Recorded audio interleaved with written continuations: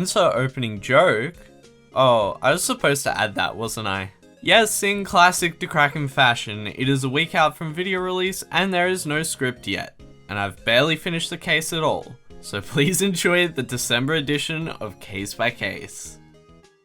Reunion and Turnabout is the second case in Justice for All, and is probably my favourite of the game, with a lackluster finale and a consideration for the worst case in the series of a third case.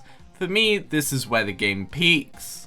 It's kinda funny, Franziska is such a good character for a prosecutor, but still manages to be in the worst cases, but I'll touch on her character later. As I alluded to last time, Reunion and Turnabout takes place before the first case of the game, as seen by Maya's appearance in that chapter. The case follows Dr. Gray, who after a scandal involving his medical facility, seeks out a now dead nurse who mixed up medication killing 14, using a spirit medium. Which if you've played any of the games, you know for as wild as it sounds, is nothing new for the series. The medium, Maya, agrees on the condition that Phoenix accompanies him, which is where the case starts. And after arriving at the village and going through the ritual procedures, something goes horribly wrong. Inside the channeling chamber, a room in which only the medium and the client, I guess, get to enter, gunshots are heard by you, Phoenix, Morgan Fay, Maya's aunt, and Lotta Hart, yes, that witness. After bursting in without further evidence, what can be seen is a channeled version of Maya and a dead Dr. Gray. The key characters include Phoenix, obviously, as he's the namesake of the trilogy, Maya, who is very similar to her first appearance in the series, being the distraught and worried suspect, Dr. Gray, the arrogant yet humble doctor who just wants his name cleared but ends up dead in the process, witnesses Lotta, Morgan, and Eenie Miney all lying on the stand, or not fully telling the truth for various different reasons, Morgan being wise and calculated, Lotta being inaccurate but truthful, and Eenie Miney being malicious but not cautious. This game's prosecutor is also shown to be Von Karma, Franziska Von Karma, and she is one of the series' most underutilized characters for the main series. Despite getting a decent amount of time to shine in the Investigations games, in the main series, especially post-trilogy, her character's just completely abandoned. She is shown to be a prodigy, and much like her father, is undefeated until facing Phoenix, though unlike Manfred, she is shown to have human emotions and reasoning behind her actions, making her a more interesting character. Though, for everything she has going for her, she's only used in 4 cases, only 3 of which she prosecutes. Aside from Franziska, another mainstay for the rest of the trilogy is Pearl Fay, Maya's younger cousin, and she is an addition. She provides another way for Mia to be channeled, and not much else. She accompanies Phoenix for periods for the rest of the trilogy.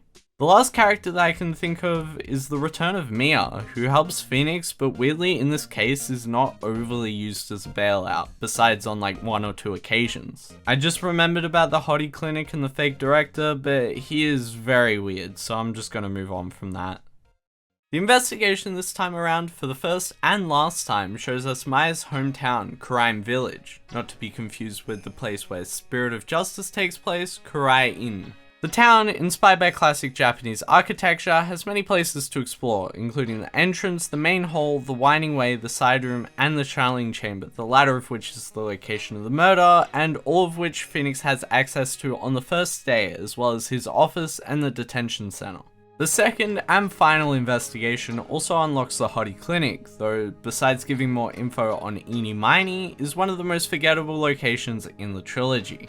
In the case, an investigation gimmick is introduced which remains for the rest of the trilogy, in the Magatama. The Magatama can be used to cross-examine key personnel of the case, when a truthful statement is locked behind an individual's emotions. In the case, the lock is fairly self-explanatory for this case, with it being used 3 to 4 times, once with Pearl as an introduction, once with Mia to unveil the plot twist, and once or twice with Eenie relating to past events. This small gameplay addition makes it so much clearer on what evidence is needed and who you need to go to get it, also allowing for a way to lose in the investigations despite it being very generous, with me only seeing beginners losing in such a manner.